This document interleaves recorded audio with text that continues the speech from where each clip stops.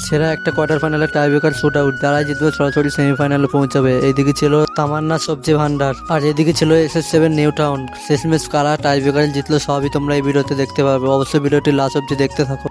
তামান্না সবজি ভান্ডারের হয়ে ফার্স্ট শট মারতে যেতে আলী আজগার আর অপোনেন্টে গোলকিপার রাজু। দেখা যাক কি হয়। শট এবং গোল।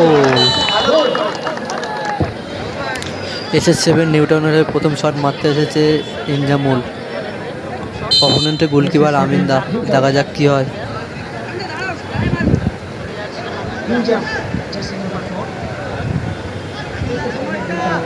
শট এবং গোল। তামান্না সবজি ভান্ডারের হয়ে 2 নম্বর শট মারতে এসেছে সুমন,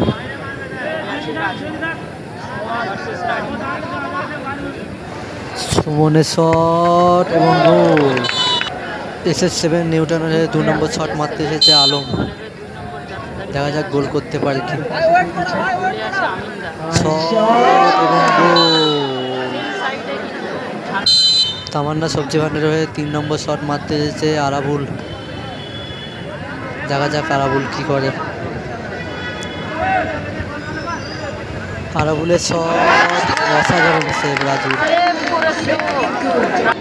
SS7 এর উইনিং শট মারতে এসেছে ইমরান। দেখা যাক গোল করতে পারে কি ইমরান। শট এবং গোল।